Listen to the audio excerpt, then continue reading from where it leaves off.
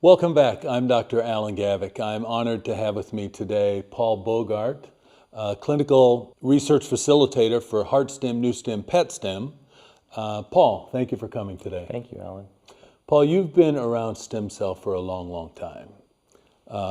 You work in the research side and writing IRBs and really facilitating the projects that we see the results of the stem cells.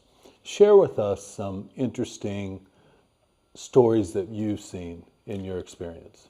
Yeah, it's been quite exciting because working on the research side, we even get to interact with the patient sometimes. A couple of cases that really stick out. We had a lady, an elderly lady of about 82 years old.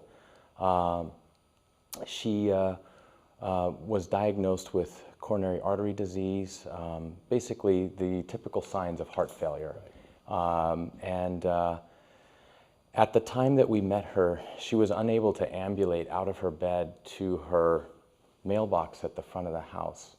And at the time that she came in, we felt that she was a candidate definitely for the procedure, the stem cell therapy procedure.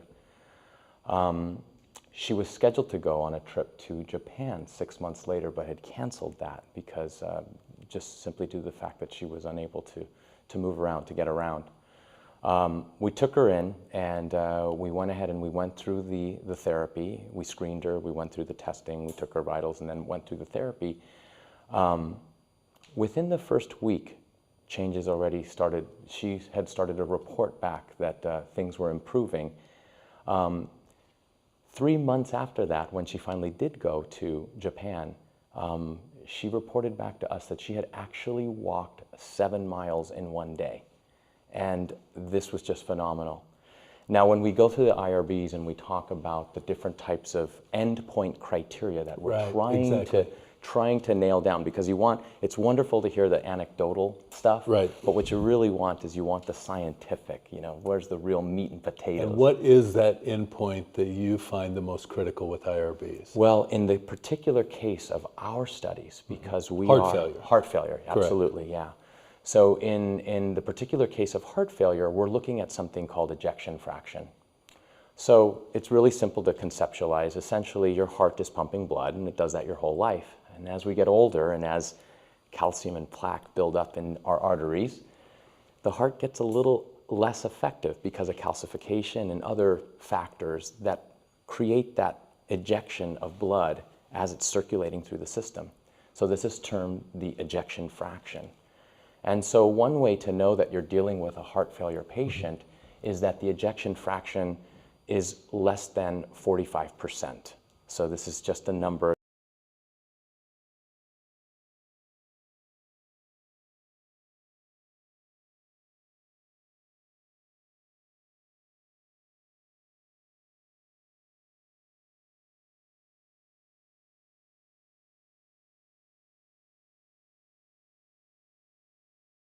Cardiogram to determine whether or not that ejection fraction actually goes back up, closer to where a healthy patient would be, let's say 60, 75, 80%.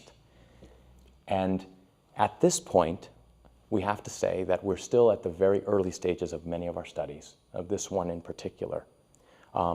There is already anecdotal evidence within the past few months that this is improving. And so the jury is still out, but what we can say is that the patient's vitality, their 6-minute walk test, which is another endpoint that we measure, how fast can someone walk or what's the distance someone can traverse in a 6-minute period.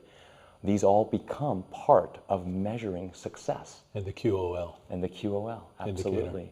Perfect. So, yeah, so it's exciting, and there's a lot of different ways that we're looking at taking these initial studies and then using them and the knowledge there to springboard into more scientific ways to proving out not just the safety, but also the efficacy of stem cell treatment. Perfect. Paul, thank you so much for coming in today. I look forward to having you back to hear more of your success stories and some of your endpoint successes for your research. Great. We'd be honored to be back, Dr. Gaveck. Thank you so much. Thank you.